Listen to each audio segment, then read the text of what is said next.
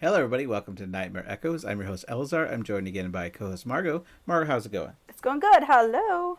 Today we're covering The Dead Don't Die. It came out in 2019. Had a runtime of 103 minutes. It's directed by... It's a great amount of time.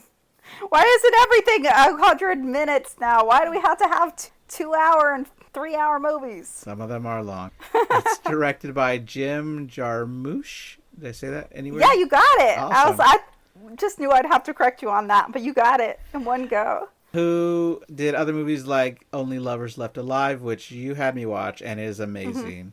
I would argue it's a better movie than this movie. I agree with you on that, 100%. Stranger Than Paradise, Broken Flowers, Ghost Dog, Way of the Samurai, and Patterson. And Coffee and Cigarettes, which I think is his maybe most known. Oh, is it? movie. Okay, I hadn't seen it. Maybe not. Maybe. I mean, it's a pretty old movie. It has an amazing cast, including Bill Murray, who's Ghostbusters, Lost in Translation, Groundhog Day, Caddyshack, Zombieland. Yeah. Adam Driver, he plays Officer Ronald. They call him Ronnie. Obviously, he's in the Star Wars trilogy sequels. He is in Marriage Story, in that movie Patterson, and in Black Klansman. Yeah, Jim Jarmusch is one of those directors who has like the same actors in a lot of his movies. Yeah. A lot of these actors and musicians are in his other movies as well. Nice. Tilda Swinton, who is in Suspiria, Doctor Strange, also in Only Lovers Left Alive, Constantine, and Snowpiercer. Yeah, she's awesome. Which are all movies I enjoy. Yeah. Snowpiercer was such a fun movie. That is a bonkers movie. I like Isn't it, that yeah. a really fun movie? Chloe Sevigny? Nope. Nope. But close! Yeah? It's 7 Yay. 7 Yay? Oh, was not close Yeah, at all. I was 100. Well, you got it, kind of. Yeah. You were kind of close. I think you were close. You're close, pretty close. Yeah. Chloe Sevigny. I just knew that one. I'd have to say that one. I knew it. Yeah. She's in Boys Don't Cry, American Psycho, #horror, and American Horror Story. She's in 18 episodes of that show. You know what show I really loved Chloe Sevigny in was that show was it called Big Love? The HBO show that had Bill Paxton. They were like Mormons, but they were polygamous, so they had multiple wives. She was one of the wives. Okay. And this is fiction, not a reality one? No. Okay. It's totally fiction. Because Jess, my wife, watches many reality shows on that. Oh, yeah, those like Mormon wife shows. Well, she watches that, and then right after that, Escaping Polygamy, which are kind of contraindicating. I'm not sure what's going on here. But I always got to be paranoid. Like, are we okay? Like, just tell me. There's something wrong. like, what's going on here? It's also got Steve Buscemi as Farmer Miller. Fuck Farmer Miller. Fuck Farmer Miller. That's what Bill Murray's character I know. says. He's in Fargo, Boardwalk Empire, Reservoir Dogs, Ghost World, The Big Lebowski. I loved him in Airheads growing up. That came out in '94. I never saw that. It's got Brendan Fraser, and it's got Adam Sandler, and they're like three metalheads that have a band called the Lone Rangers, which everybody is confused about. Like, you got like real MTV hosts showing up to pretend like they're recording the event of them taking over this radio station as hostages so they can play their song. And they're going live. It's like, we're live here. We're the Lone Rangers. Cut. Hold up. Is that true? The Lone Rangers? That doesn't make any sense. Like, because there's plural of them, right? Yeah. I love it. Anyway, it's a stupid movie. We got Danny Glover. He's obviously from Lethal Weapon, The Color Purple, Yeah. Predator 2. Oh, I love Predator 2. Yeah. And Saw. Yeah. Selena Gomez, Wizards of Wesley Place, Yeah. Spring Breakers, and Only Murders in the Building. And a lot of other notable people that I'll mention as we Austin go. Butler has a small role in this. Okay. And I was like, he's the blonde guy who's in the car with Selena Gomez. Yeah. One of the guys. And I was like, is this one of his first movies? It's so interesting that he's in this because I don't think he was like known then, but maybe he was. So I think he was, and I think I read online that it was the director's intent that he would get some well-known young actors to make us think they're going to be a big deal in the movie, and then it was a big joke. You know, that's a theme of this movie. Yeah. Like, you're like, where's this going? Oh, nowhere. Exactly. Which I think that's a hallmark of Jim Jarmusch's movies, actually. So no one's really sure about the budget, but it's rumored to have been $11 million. It has been publicized. Well, I mean, it's got to be kind of high because of all these actors. Right. And it had a You worldwide think. box office of 15.3 million. Critics approval rating of 55% and an audience score of 38%. So I understand these ratings. Yeah. I could see how this is a very divisive film, whether you love it or hate it, or just think, huh, interesting. Yeah, I think I liked it more on second watch. The first watch, it felt like I was the butt of the joke. So it's definitely, you have to go into it. It's like a comedy. Yeah. I guess. Sure. The tone is kind of all over the place, and I think this is why people didn't like it. And I suggested we watch this movie because it's so interesting. Like, the movie is so weird. It is weird. And I just thought it would be a fun movie to watch and discuss on the podcast. We're definitely going to get into why it's so weird if people haven't seen it. For a lot of different reasons, it's weird. Yeah, completely. But the movie starts, we get Chief Cliff Robinson and Officer Ronnie Peterson, that's Bill Murray and Adam Driver, walking in the woods because they're trying to investigate a complaint by Farmer Miller. Fuck Farmer Miller. Saying that Hermit Bob, who I just referred to as Bob this whole movie. Who was played by Tom Waits. Yeah. Like, what? It's so random. Farmer Miller accuses him of stealing his chicken. And Bill Murray's like, hey, that's against the law. And so Hermit Bob shoots him, or at him above his head. I think it's so funny that they just call him Hermit Bob. Yeah, it like, seems like it should not be offensive. Bob, blah, blah, blah. Not just Bob. No, Hermit Bob. Yeah. Yeah, no, he's fine with it. So after he shoots at them, he's like, hey, that's against the law as well. And Ronnie's like, should we not arrest him? Like, he did shoot at an officer.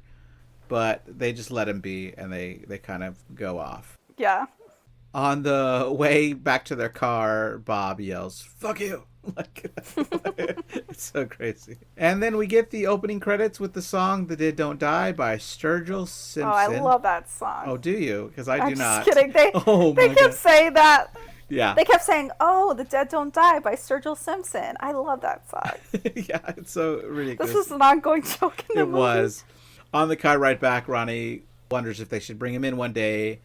And Cliff thinks he hasn't stolen the chicken. And he's like, fuck Farmer Miller. Well, he's also like, he also was like, I've known him since we were kids. And he's never hurt anybody. Right. Ronnie's like, that must have been 50 years ago. And he's like, yeah, that was. Then they start noticing that it should be dark already. It's still daylight. They think their watches are broken. They're not sure what's going on.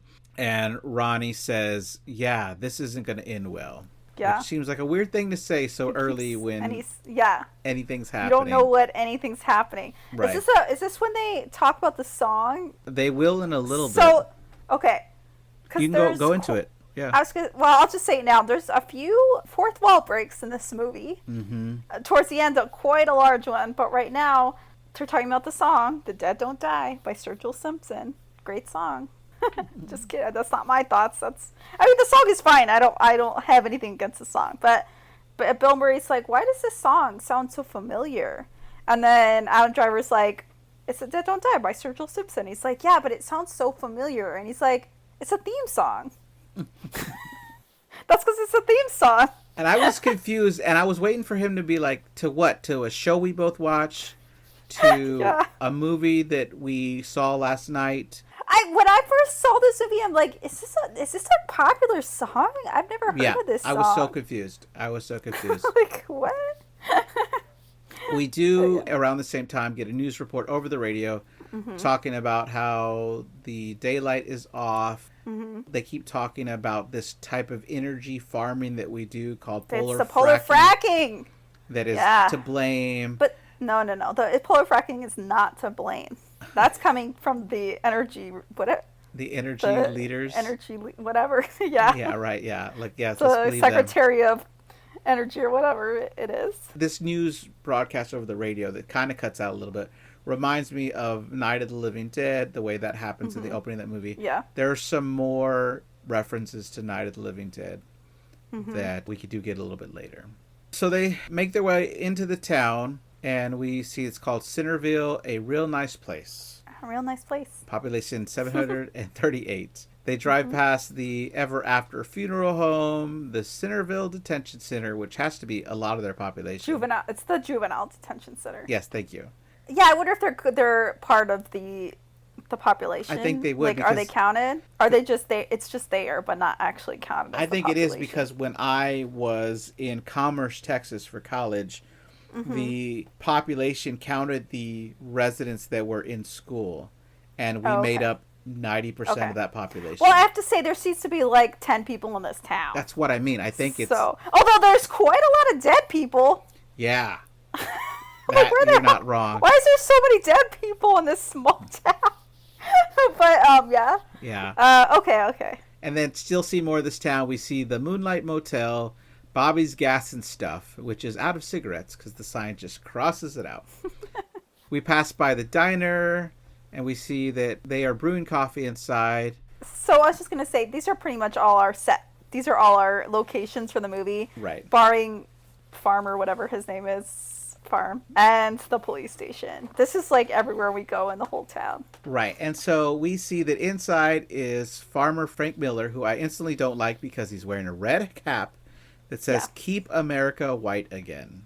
Yeah, this movie is not subtle. No, not at all. And I was like, dang, Steve Buscemi plays this racist-ass character. Yeah, but you know what's interesting is that he talks to Donald Glover in this movie, and he's, like, nice to him. You know, I think this is a typical of small towns, right? You have these, like, racist people, but you have neighbors who are of other colors, other races, and you're, like, they're fine. Yeah. You know what I mean? Which is, like, kind of, like, interesting, like, what do you call it? That when your brain... Oh, like a weird cognitive dissonance that you're like, oh, this person is fine, but like I think their whole race is bad. Just kind of crazy. Or like, oh, well, he's okay. Right. Like, yeah. He's one of the good ones, quote unquote. Yeah, he catches himself when Fran asks if he wants to take the coffee to go because he's waiting for his food to go. And he says, nah, the coffee's too black for him. And he looks over at Hank and he's like, I'm at strong. It's too strong for me. Like, I mean, obviously, that's what you meant. But it's hilarious. On the radio, we get more about the Earth being off its axis and it's slowed its rotation. Yeah, we got scientists saying that it's polar fracking. We have government officials and the heads of energy companies saying... definitely not the polar fracking. That it's not the polar fracking. No, definitely not. They're saying so-called scientists are alarmist and dangerous liars. Which reminds me of the movie Don't Look Up. 100%. So I'm telling you, this movie is not subtle. Yeah. Like, its messages are not subtle. That movie, I know that's not a horror movie, but it is. That movie gave me so much anxiety. Don't look out. It's scary. I agree with you. Mm-hmm. Like, people are like, oh, it's hilarious. I'm like, I did not find that movie hilarious. I found it extremely anxiety-inducing. Like, obviously it's an allegory for climate change. But I was like, this is it. Like, I'm like, how are you not watching this movie and being like, yes, this is life and this is what's going to happen to us. It might not be a meteor coming to us, but yeah, I said it's like if Armageddon happened today, but all the rich people were in charge of the decisions making, which is how it is.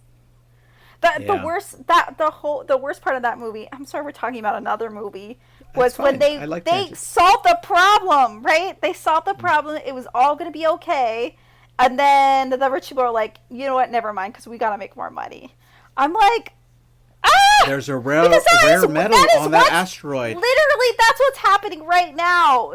I'm sorry if anybody's listening and they're like, oh, global warming's a hoax or whatever. Okay, skip forward a little bit. But I'm like, we know how to handle the problem, but we're like, nah, we need to make more money. So, no, we're not going to solve this problem. It's like... Did you know, on a positive note, did you know that we've done well at repairing the ozone layer?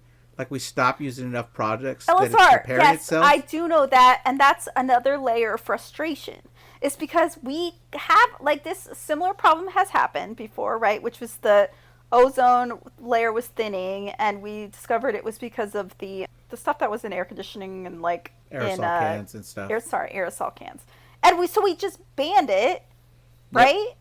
And it solved the effing problem. Like, I love that. but it, like, that gives you hope, but it also gives you, like, it makes me even more frustrated because I'm like, so we can solve these problems. We just decide not to. Anyway, okay, I'm off my. Oh, yeah. I mean, obviously, right. we don't have polar fracking that's causing the. Unfortunately, the people who are in charge are not going to live long enough for it to affect them, so they don't care. I know. Yeah. Ah. That's all like, like at the end of freaking Don't Look Up, where everybody gets out of their spaceship and it's all old people. I'm like, what are you guys gonna do? Old people and hot women. Well, I guess they're gonna try to impregnate all those hot women. They all brought a +1, but will they be able to? I don't know. Probably not. Right, but exactly. They're gonna try. I guess the positive is maybe hot women will be the only ones left, so it'll be a women-run society for one generation. They might go longer. You don't know. They might be really smart women. And then they can reproduce asexually. Oh shit. That's what I'm talking about. Like, they gotta They can. Well, no. They have to have kids. That's what I mean. They're gonna have to do some inbreeding. Okay. Yeah. Okay. Anyway. All right. So perfect transition. Speaking of kids, we go over to the detention center where they're watching these problems on the news, and we have 3 children who are Geronimo, Olivia, and Stella. One of the guards comes over to tell Geronimo that he's not supposed to be on that side of the building. This is the girl's side. He asks him if he wants to be a girl. He says no, but he does escorts him to the right side of the building he's supposed to be on. What's funny is on the news we have Posey Juarez, who's played by Rosie Perez. Which is a tongue twister in my brain, because if I hear the wrong name... It's such a goofy joke. I know. My dad was like, wait, that's Rosie Perez. I was like, I'm glad you could nail it, because when my brain heard the wrong name, I couldn't think of the right one. Yes. Posey Juarez. I was like, oh no. Then we go. It was Juarez, not Suarez. Whatever it was. Yeah. We then go to Bobby's store, where there's some kids in masks buying some fun toys. When the W Ups van pulls up, delivering the Woo PS. I'm like, what another goofy ass joke? Which is RZA plays the quote UPS, but it's Woo PS, and it has the Wu-Tang Clan like symbol on the. It's awesome. I'm like, what is? He's the UPS delivery driver. Joke. Yeah. And his name in character is Dean. Just so we said it. And he calls Bobby Bilbo Baggins, which is a joke that I didn't really get throughout this movie. It keeps coming up. So this is what I didn't understand.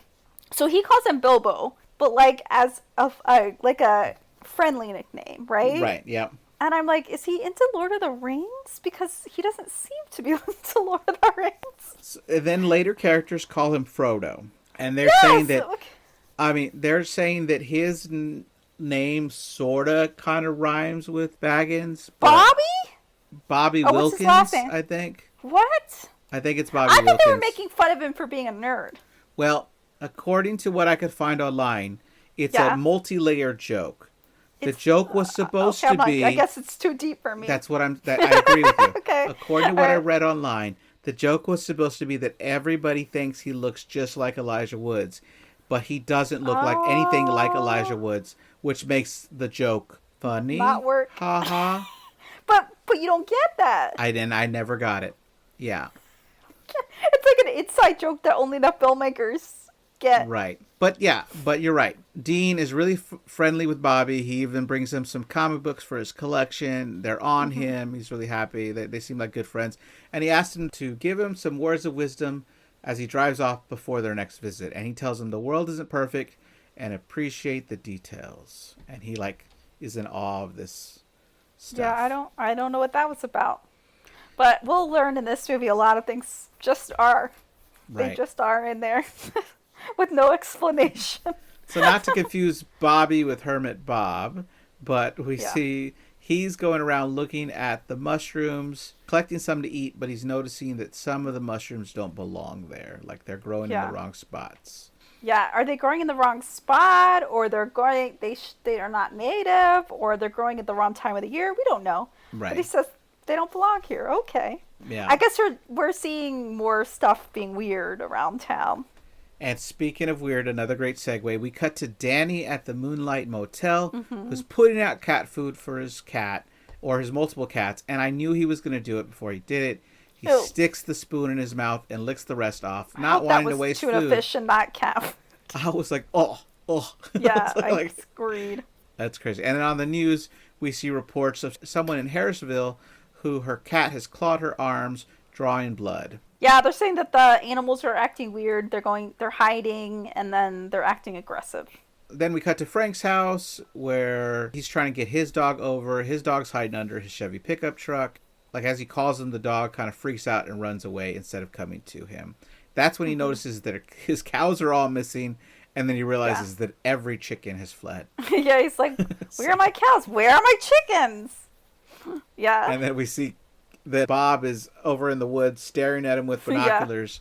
He's also, it's just kind of funny. Maybe no, this is later that he's eating chicken. And he said, right, yeah. This is good chicken, which says This is that good which chicken, intimates that maybe he did steal his chicken. Unclear. I think he was like, if I'm going to get accused of it, I might as well do it. Maybe.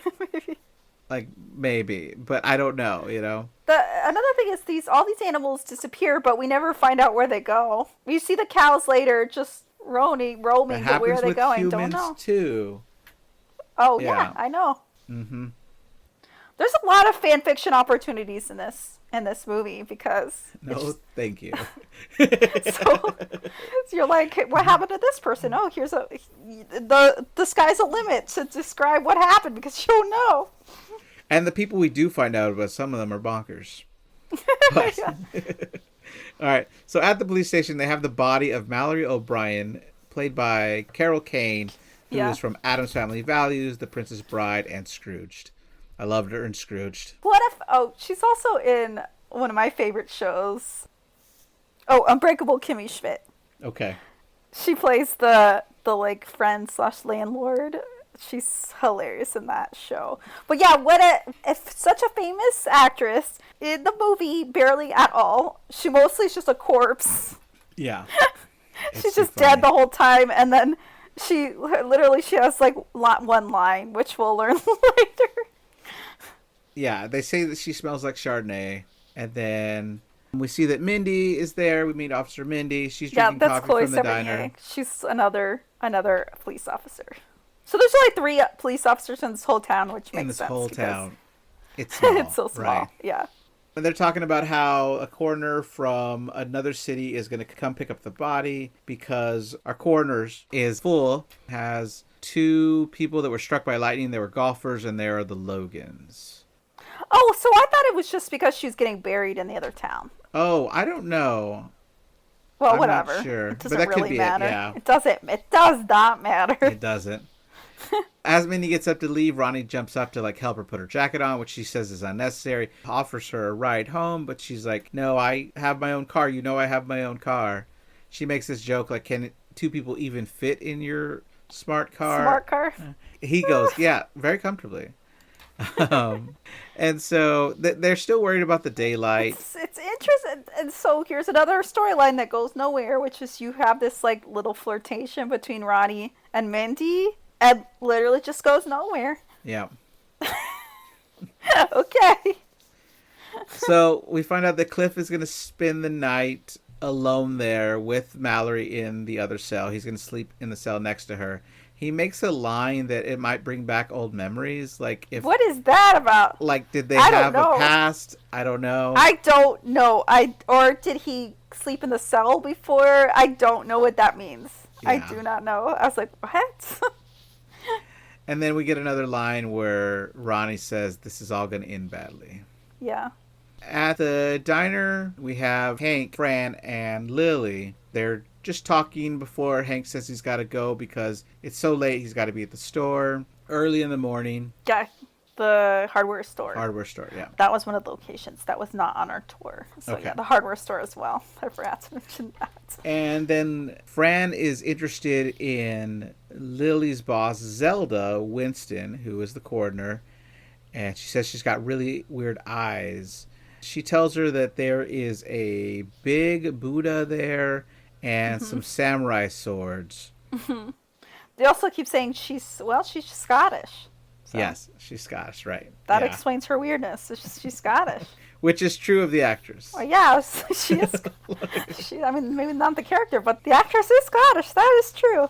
Right, so we do cut over to Zelda, who's kneeling down with a sword in front of her. She gets up to do some martial arts with it. Yeah, like, kind of warm Zelda's up. Tilda Swinton. Yes. Who's looking? She's looking very like Alien, elf. robotic. Elf. She kind of looks like an elf, I think. Okay. Like she's like a Lord of the Rings elf. She has long, like really long blonde hair, white blonde hair. Although you're right, she's like her makeup is so that she's like I think Tilda Swinton kind of looks like this period, but she's like very pale. But then she has like I think she has like red. I don't remember her eyes. The way she does her eyes is like plays up the fact that she's so pale. Yeah. But anyway, yeah. Go And ahead. then I noticed on the wall is the Isle of Dead, like a reproduction of that famous painting by Arnold Backlund. And the only reason I know that painting is because I had to collect it in Animal Crossing.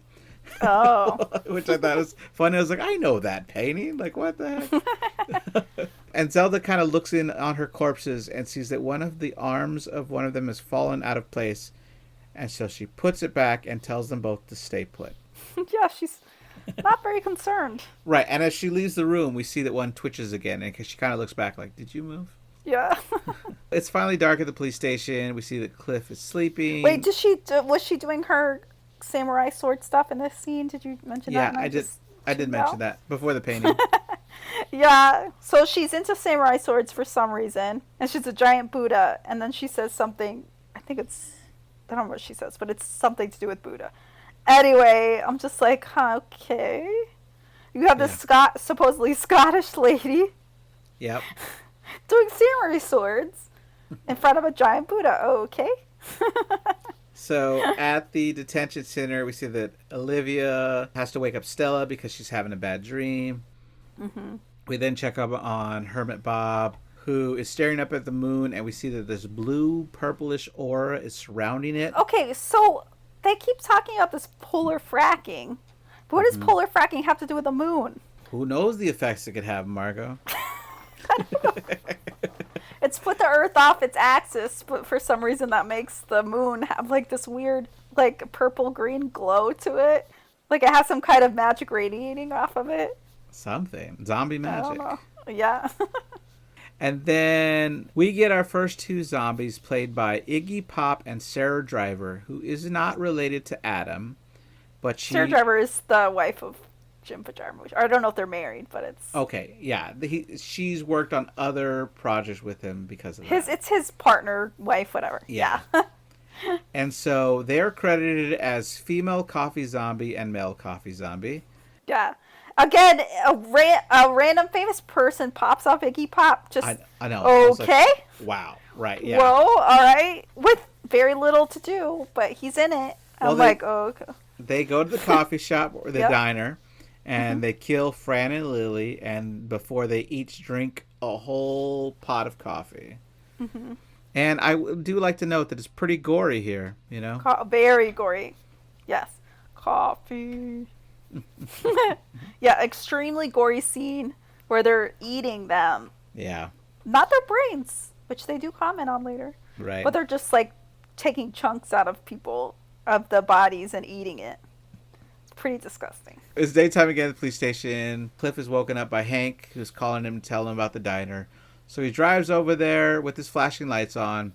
Mm-hmm. Hank tells him it's pretty bad in there. He says he had gone to get coffee before opening the hardware store. And Cliff goes in, comes right back out. Yeah. He can't give Hank an answer on what happened. But they're not sure if Yeah, it's a wild they keep animal. saying, or what did they say? Or many wild, something like Is that. it a wild animal or several wild animals? Oh, that's it. Several wild animals. Yeah. Is it a wild animal or several wild animals? And he goes, well, I don't know, because they smashed the coffee pots. Yeah. He's so like nonchalant about this. Yeah. Later, like way later, he comments on how Adam Driver is so nonchalant about the whole thing. But I'm like, Bill Murray's character acts pretty nonchalant about the whole thing too. You're right. It's like, I don't know. So that's when Ronnie drives up in this tiny 2008 It's a really smart car. Yeah, it's so funny. cute. It's in this convertible mode, probably because he wouldn't fit in it as tall as he is. Yeah, this is a cute joke because Adam Driver's so big, and then he's in this teeny tiny little smart car. It looks like a little clown car. I love it. He makes the same joke after going in about it being several wild animals. Then Mindy shows up in her Prius. I mean, joke question mark? Yeah. Joke? Right. Yeah. This whole movie's a joke, Margo. Is it a funny joke? I don't know. Unclear. I don't know. It's a peculiar joke. It's kind of funny. Yeah. Yeah, and then Mindy comes. Yeah. She has a Prius. Yeah. And she goes in and she runs back out. Cliff tells her that she doesn't need to be there. Maybe she can help with crowd control. Well, no, at first he's like, maybe you shouldn't go and look. And Yeah. then she does anyway, and she's like, yeah, I should not have looked at that. At the very beginning, when they're going to Hermit Bob's little campsite, they see a rabbit that he had skinned. Mm-hmm. And Adam Driver says, yuck. And then he says the exact thing when he goes into the crime scene. He just says, yuck. So Yuck. Mindy escorts the people, tell them to move along. It's time to go home. Yeah. And then she vomits behind her Prius. Mm-hmm. Which fair, because it was pretty then, gross. Yeah, and then Hank leaves. He says he's got to get to work. And then Cliff turns to Ronnie asking him what it could be. And he says zombies. I'm thinking zombies. And and I'm like, I said the same thing. Cliff is thinking like, what? He's like, says, zombies, ghouls, the undead. I loved how he says ghouls. This exchange, Bill Murray's character goes, "You're thinking zombies did this?"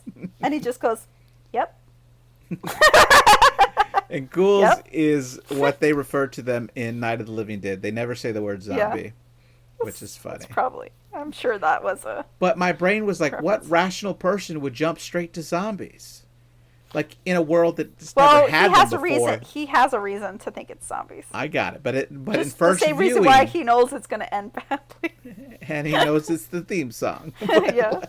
But it didn't click to me at this point in the first time Well, watching. no, you wouldn't. It wouldn't click. You're like, oh, okay. All right.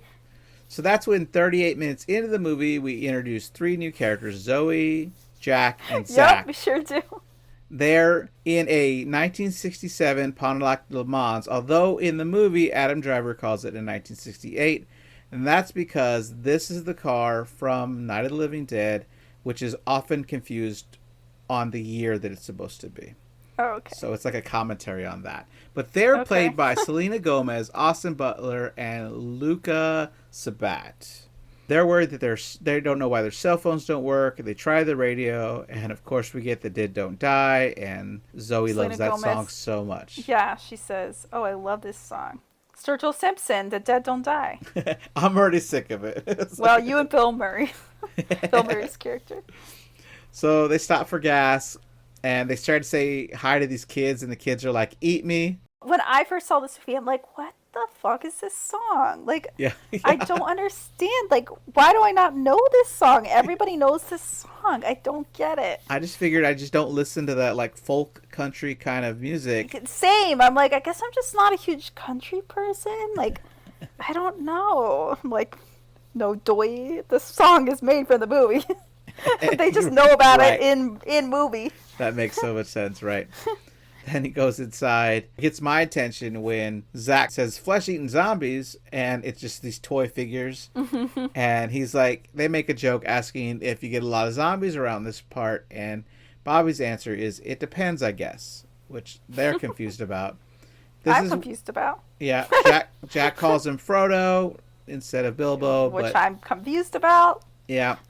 Yep. And then Zoe finds the CD of Sturgill Simpson, The Dead Don't Die, and she loves it. Bobby says it's a great album, and she agrees. With one song on it, I guess. I guess so. You just play. It has The Dead Don't Die, like tracks 1 through 12. Oh, The Dead Don't Die. You just listen to it on repeat. That's funny. Which is what it seems like watching this movie. Well, they used to sell singles, right? And in the singles, you'd have different remixes. Yeah. I remember having a 9 Inch Nails single CD of a song, and it was just like 4 different mixes of the same song, which I thought was wild. I mean, they used to have what they call singles. Yeah, exactly. It was just like a cassette tape with just one song on it, for sure. It's wild. That's back in our childhood. Yeah. I mean, not my childhood, because I'm not that old. I know, Margo. I don't know what I'm talking about. I don't know what just came over me. What was I talking about? Casino. I don't know what that is. What's a cassette? I don't know. So they asked about a hotel, and Zach asks if it has separate bungalows like in Psycho, but Bobby points out that the Bates Motel wasn't like that. All this film knowledge impresses Zoe. She loves his film knowledge. And he says that their car is very George Romero. Like I said, it's the same car that was in that movie, Night of the Living Dead. As they drive into town, we cut to Zelda on her walk. She walks very, like, military. So, I don't even think it's that. She doesn't, she, like, gets to the end of so she'll walk very straight. Then when she gets to the end of, like, turning, she, like, fully turns her body. Right, but like someone doing a military drill with like a gun dancing would do. Very like, a very like robotic walk, and then shoop, like she'll turn her whole body to make the turns. It's so weird. So she walks over to the police station. She asks if the bodies will be coming to her, of Fern and Lily, but Mindy tells her that the feds have already taken the bodies. And then she makes some time to ask about Ronnie. Well, she asks if they're like a couple. Right, she's just curious because she's accumulating local information, but I think she likes Ronnie. I don't know! You think that? Why do you think that? I just thought that's why she was asking. Maybe, but there is no further there's no further evidence of that. She calls him the tall, attractive one. Oh, you're right. At the motel, Cliff and Ronnie are speaking to Danny. That's when the trio comes in. They got a room there. They're getting stuff out of the trunk. They ask if there's a place to eat, and Cliff has to tell them that the diner's closed indefinitely. So they tell her there's some vending machines, and Ronnie's able to give her some change, and he lets her keep the change. There's this funny line exchange where Danny said they're big hipsters from the city. Wait. Also, he has his... Did you notice that his keychain is a Star Destroyer from Star Wars? Yeah, I mean, it becomes a deal when he's talking to Zelda later, because he gives her the keys. Okay. Oh, it's later. Yeah. I thought it was here. Okay. No, you're good. After Ronnie's like, I think they're from Ohio based on their plates. Yeah. He says he's really excited to say, I think she's part Mexican. This is so weird. He really likes Mexican people. He says, I have an affinity for Mexicans. I'm like, what? Maybe it's his type, I guess. I don't know. It's so weird. But he says he's visited Mexico twice. I don't understand what that was about. I do not understand. It's so weird. But who doesn't have an affinity for Mexicans, you know? I like tacos. That was a joke because Eleazar is Mexican American, right? Yes, that's exactly it. Not me being creepy. It's the only reason Margo comes back to this podcast. I'm just kidding. Because I've got that affinity for Mexicans. There's so many out of context clips you could do of me to make me seem like a weirdo and a horrible person. You're right. You're not like that one time when I said I love drugs. Yum yum yum. Yeah, exactly. She said it again, folks. I said it again. Oh. So Cliff says since that he's got this affinity, he can go tell them to warn them to lock their doors at night. And when he comes back, he says that they said they heard about all the zombies in the area and they treat it like a joke, which is kind of funny. Yeah. Danny also mentions here that his cats are all missing. Yeah. We check in with Hermit Bob, who finds an old copy of Moby Dick, which is random. Yep, so random. He says he quotes from it. I don't remember the quote or what significance that has, but it happened. Do I remember the quote? I don't remember the quote, no. So at the detention center, Geronimo goes to hang out with Olivia and Stella, but is caught instantly. But they are also make the leap that they think it's a zombie apocalypse. How they make this leap, I don't know. But they start talking about everybody knows about zombies. There's too much knowledge. They just... I don't know. We get Cliff and Ronnie going through the cemetery. He asks about why children are buried separately, which is a little bit of a foreshadowing that we're going to have some children zombies later. Oh, okay. Because I'm like, what is this foreshadowing? I don't know. Oh, okay, yeah. That's Then true. Cliff trips into one of the holes of the coffee zombies, and Ronnie says this isn't going to end well. Mm-hmm. As we drive off, we see that Bob is watching them from afar, and he goes to take a look for himself. And he makes the same leap in logic, saying ghouls, undead, reanimated, full-on flesh-eating zombie shit. Mm-hmm. On the drive, Cliff mentions that he should have retired 2 years ago, and Ronnie asks why he didn't do it. Here's another weird interchange. He says, why didn't you? And then Bill Murray says, are we improvising here? Oh, right. And then Adam Driver says, no, I was just asking. But I probably know the answer anyway. And Bill Murray's like, yeah, you probably do. Like, what? Because... What a weird scene, right? Right. But, like, this must be another fourth wall break. Exactly. So are we improvising? Like, what the heck? Yeah, so strange. Ronnie's asking if it's their job to go tell all the townspeople because they passed Farmer Miller's house. This is where Cliff says, fuck Farmer Miller. Fuck Farmer Miller. And then he says that we'll have Mindy call him. Well, because and I don't remember anyone's name. This is why I keep referring them to as their their actor's name. But Adam Driver, he says like, well, he is part of the town. And Bill Murray's like, okay, we'll have Mindy call him. So this is where I noticed that Farmer Miller's first name is Frank, and I wonder if it's a reference to the comic book creator Frank Miller. Frank Miller? Yeah, he worked on Batman, Daredevil, I don't know. Wolverine, Could be. Sin City, 300, Constantine. You got me. So much. Who knows? I know. I was Who just knows weird, what in this right? movie? It could be.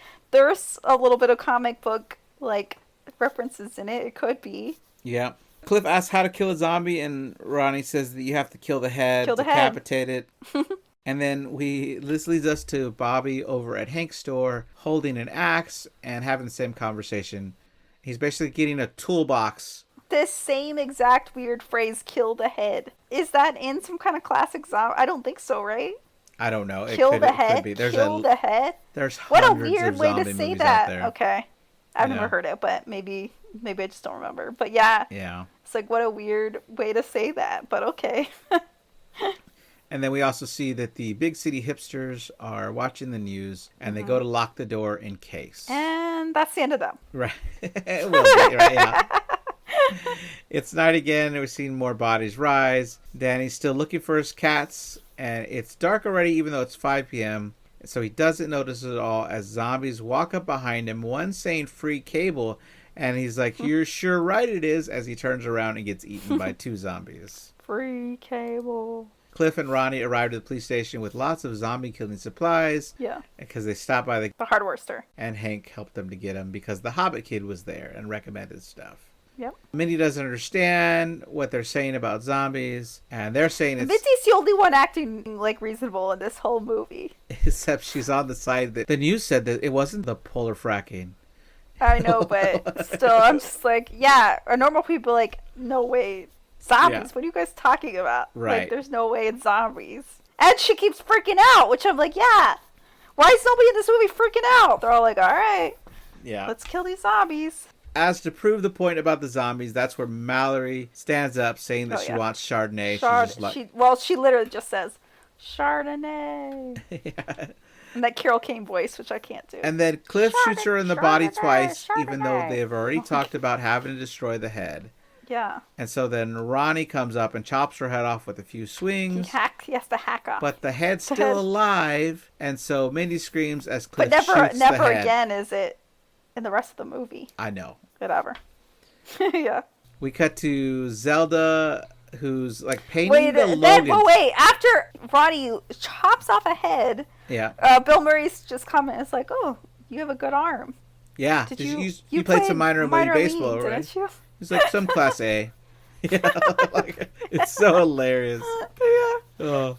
We cut to Zelda, who's painting the Logans like if they're gonna be on like a catwalk with like she has like a picture show. open of like a Vogue magazine or something, like very like editorial makeup. Yeah, like not something you would normally wear. Right.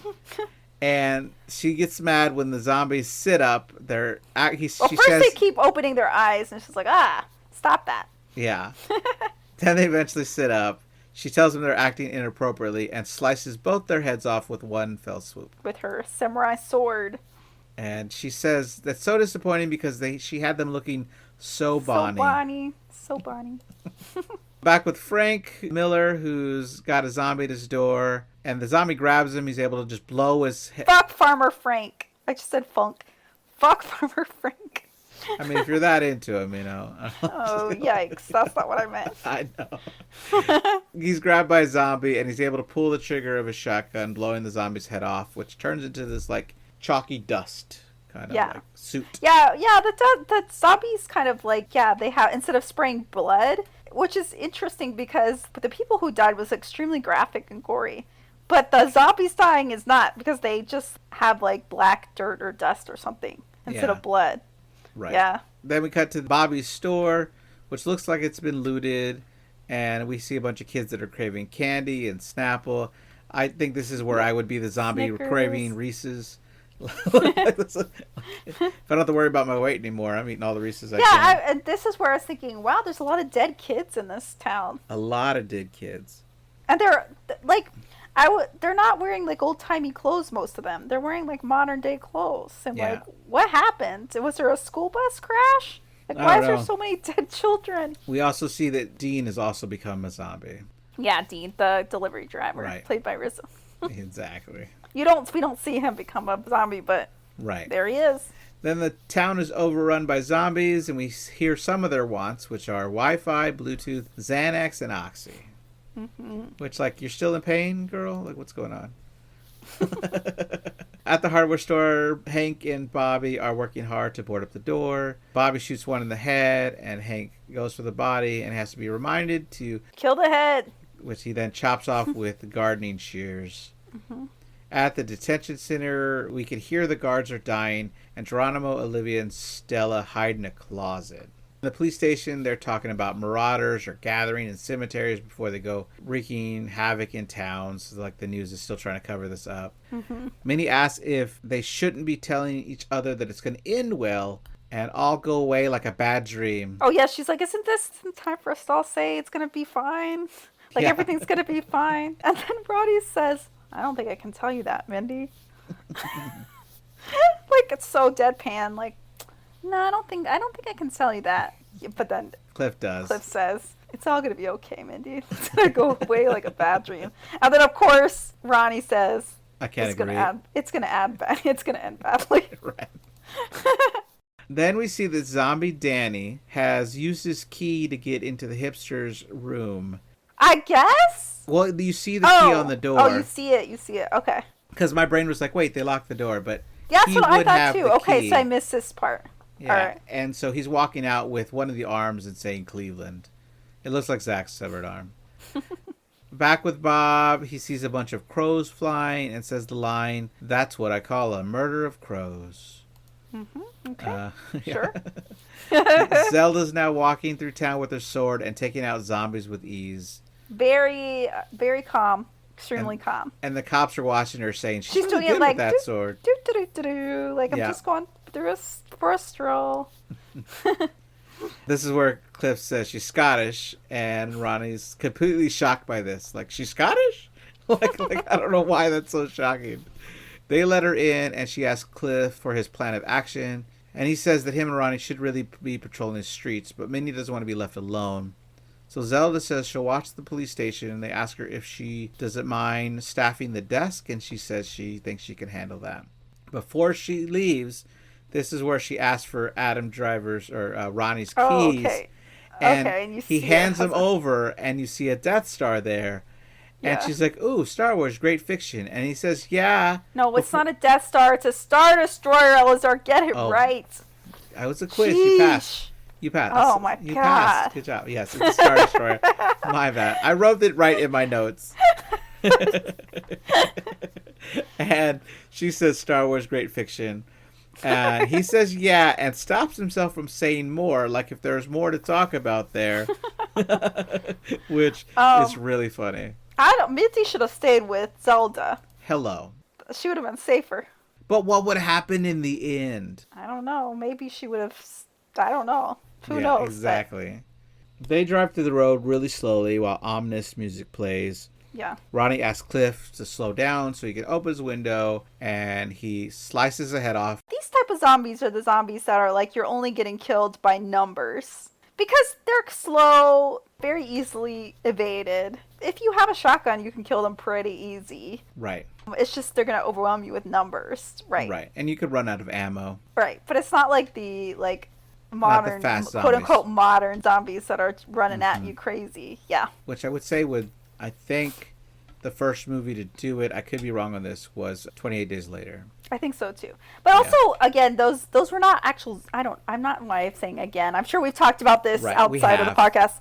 But they're not actually zombies in the movie, right? According to the director, they're not zombies. I think they still are. They're infected people. Well, they're not. They are zombie-like, but they're still alive people, right? They're not dead because they die of starvation. So they're not actually dead.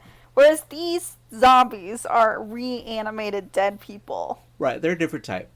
Yeah, so it makes more sense that they would be fast, whereas a dead corpse might not be fast because its body is decaying or whatever. But there's other movies like Shaun of the Dead where you can get bitten and turn, and you were alive and you become a zombie. I know. It's just different universes, yeah. Yeah. Ronnie lowers the window and slices a head off with a machete. Mm-hmm. He says, to slow down for a second so he can chop his head off. They pass by some zombies that are dressed as a football player, baseball player, tennis player. Cliff thinks the tennis player looks cute. But all these people would have had to wake up and change into those outfits, right? Because no one buries their loved one in a football uniform. I don't know. Yeah, the when he comments on how the tennis player looks cute, Mindy's like, Cliff! Yeah, it's so funny. They drive up to the hipster's room. Ronnie goes inside, chopping all their heads off, and he actually gets blood on the other two officers. Yeah, so here's the first story that goes absolutely out of nowhere. Right. I was like, what? You have this whole, introduction to these characters. Do you think something's going to be important with them? Nope. They just show up, go into the motel, and then they're dead. Yeah, it's bonkers. Yeah, okay. Also, when killing them, Ronnie finds the CD for Sturgill Simpson and takes it with him because, hey, it's a brand new CD. It's a really good song. Loves that song. Yeah, it's a really good song. Dead Don't Die by Sturgill Simpson. Yeah, Mindy is upset that he chopped all their heads off. He also comes out of the room holding Selena Gomez's, dead head. By the hair. Which is the only cool part of this whole storyline. It was at least we get to see this cool effect of her head. I guess, but I'm just how gruesome. Why are you doing that? But yeah, Minnie's very upset. Why did you do that? It's well, they would have become zombies eventually. And then back at the police station, we see that Zelda starts typing in some weird code into the computer screen. She waves her hand over the computer and it just comes to life. It's wait, what? With old sci-fi 1960s sounds playing when she's doing it. Yeah. What is happening now? And we see the police station's already surrounded by zombies. Yep. They pass by the coffee zombies when Ronnie decides to put the theme song CD in, and Cliff ejects it, throws it out of the window because he's tired of that. I'm sick of this song. Yeah. And the whole audience maybe agrees. Sorry, Sturgill Simpson. Yeah. So they drive upon the hardware store. Cliff wonders if they should go help Hank and Bobby, but Mindy just wants to get out of there. So, by the way, Sturgill Simpson is a zombie in this movie. I don't know if we've seen him yet or we see him later, but he's dragging a guitar behind him. Oh, that makes sense. Okay, He's in the movie. He is in the movie. I didn't know that. That's pretty cool. So we see inside, they drive away, and we see inside that Hank and Bobby finally successfully sealed up the front door. Mm-hmm. But as they sit down to rest, then zombies start breaking through the back door. They're outnumbered really fast. It doesn't seem like they put up much of a fight, but they were really outnumbered anyway. Yeah, what were they going to do? Yeah. So another one bites the dust. So we cut to another storyline we have with the three kids, Geronimo, Olivia, and Stella. Yeah, we're about to wrap this one right up.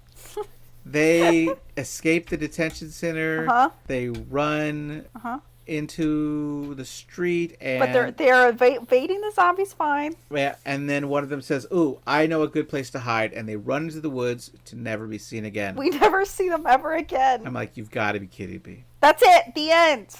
For them. I'm like, did they make it? Did they not? We don't know. We don't know. I assume eventually no. Right. Because it seems like everyone's getting to be zombies or killed by zombies. That's, well, I don't know. But yeah, that's it. The end. Never see them again. Never mention them.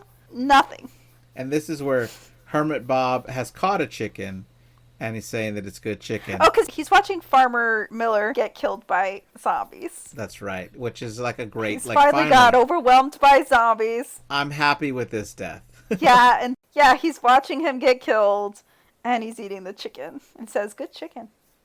So we cut back to them in the car, the 3 police officers. They get stuck because they were driving over zombies, and the car won't move anymore. Yeah, and he's like, why did you... Ronnie says it's definitely going to end badly. Why did you drive over all those zombies? Like, we don't see it happen. We just cut to them, and they're stuck because they're trying to drive over too many zombies. It's going to end badly. And then outside the door, Minnie sees that it's her grandmother, and she can't take it anymore. Granny. She's been crying a lot through this movie. Wait, there's a really funny... So she jumps there's a really out of the funny car. line. Wait. There's a really funny line where she says, it's my granny. And Adam Driver says, no, it was your granny. No, Mindy. Yeah. It was your granny. Yeah, but she's like, yells, I can't take this anymore. She yells, Granny, I'm coming, opens the door. Luckily, it gets shut. So that helps Cliff and Ronnie survive a little bit longer. She shuts it behind her. Okay. Yeah. And then Ronnie locks the doors, making sure the zombies can't get in. And Cliff bends his head down and says a little prayer. So we see Zelda driving Ronnie's tiny car. And she's doing her best, like, avoiding the zombies, just driving around them. Yeah, once again, she's like, la la la. She stops by one girl that's really into fashion, tells her to look down at a piece of clothing she has, and when she does, she just slices her head off, which is kind of funny. Okay, and then in the car with Cliff and Danny. Here we go. He's asking how he's been acting so weird, so different through this movie. Ronnie says he doesn't know what he means, and he said that Ronnie seems oddly in control. Ronnie says that he's just handling it his own way before telling Cliff that it's not going to end badly. Yeah, and then he's like, why do you keep saying that? How do you know? Why do you keep saying that? And he's like, oh, I read the script. Yeah, and so... at this moment in the movie, I'm like, oh, what? Yeah, I'm like, you got to be fucking kidding me. I was so annoyed. I figured it all out. Every clue at this point made sense every time they broke the fourth wall. Cliff is mad because he said, how'd you get the script? And he's like, oh, I got it from Jim. And he's like, I only got to read my parts. And he's like, he calls Jim, what a dick. I'm like, oh my gosh. Yeah, but I remember I saw this movie in the theater, and I remember that part. I'm like, what now? What? Yeah. This is really taking a turn. So then we see Zelda walking into the graveyard. Oh, wait, it's about to take another turn. Mm-hmm. She kills a couple of zombies, and we see Bob is watching her, and watching also them in the police car that's overrun by zombies. Oh, by the way, she had said earlier that she's going to meet up with them in the cemetery. She said, I'll meet you later in the cemetery. So she's obviously read the script as well. I guess she read the script. She walks into the middle of the field where a flying saucer comes in and just pulls her up like it's nothing and takes off. And I'm like, what? What? And then Ronnie, and then Cliff is like, was that in the script? And he says it wasn't. No, it wasn't. I'm like, what the bonkers heck? Like. So the rest of this movie is narrated by Hermit Bob. Yeah. As Ronnie and Cliff jump out of the car. Well, I think they have a discussion about it because, like, Cliff's like, so it doesn't end well or something like that. And Ronnie's like, yeah. And he's like, well, what should we do now? And he's like, well, let's do our best. Let's do our best. Yeah. And so, so they're going out there. They're killing everybody. Mm-hmm. They can't kill Hank. He doesn't want to kill Hank, although that's Cliff. Doesn't want to kill Hank. But Ronnie kills Mindy. Yeah. Yeah. Right. Ronnie has no problem killing anybody. It's not Mindy. It was Mindy. Cliff is really excited to kill Farmer Miller. Oh, yeah. And then they basically get surrounded. As Bob's voiceover says, what a fucked up world. We hear the theme song one more time.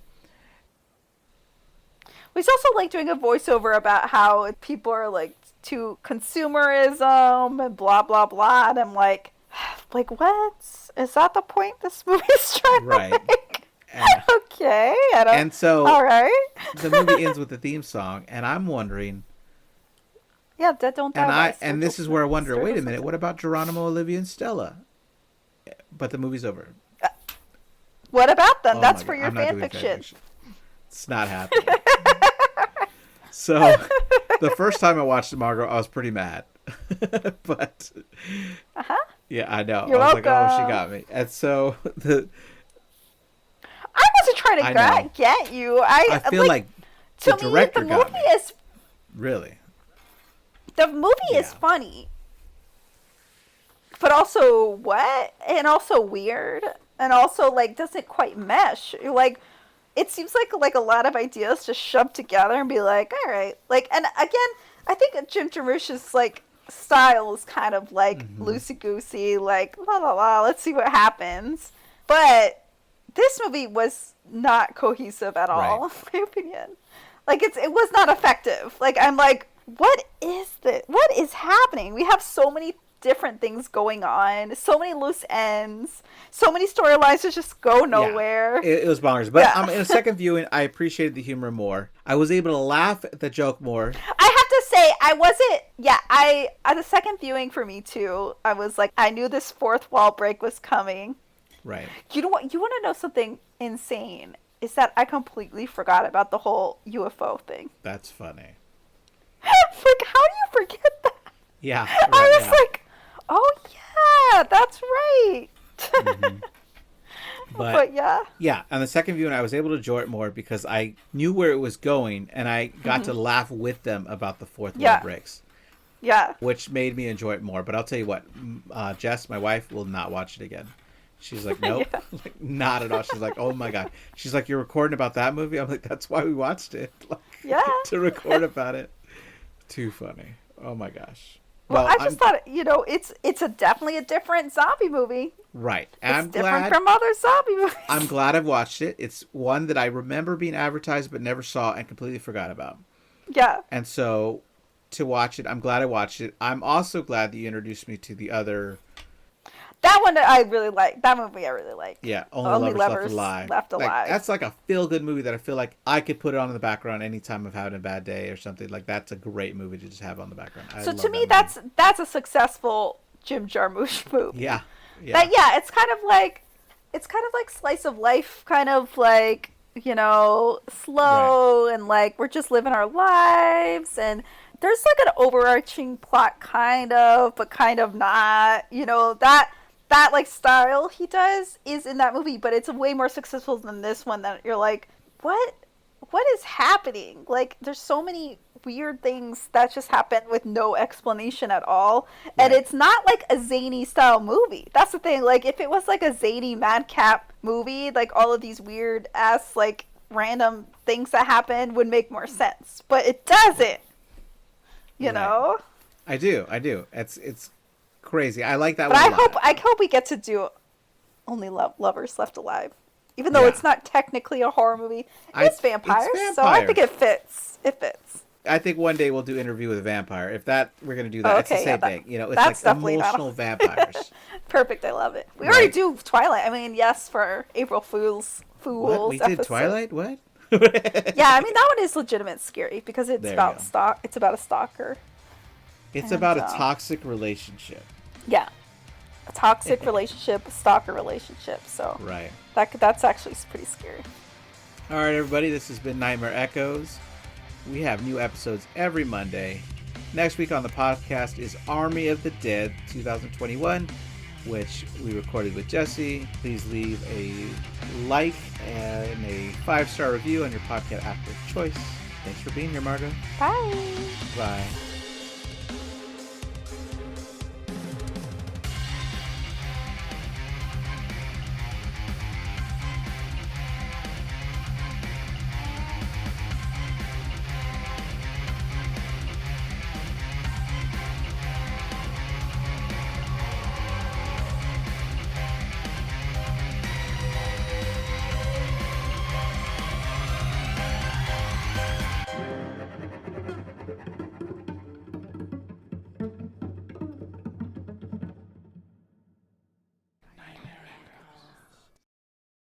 Margo, what do dyslexic zombies eat? Dyslexic zombies. Okay. It's gotta be some play on brains. I don't know. Just tell me the answer. Brian's. That's pretty Sorry. funny. So it's daytime again. Not how dyslexia works. Not to ruin the joke. How dare you?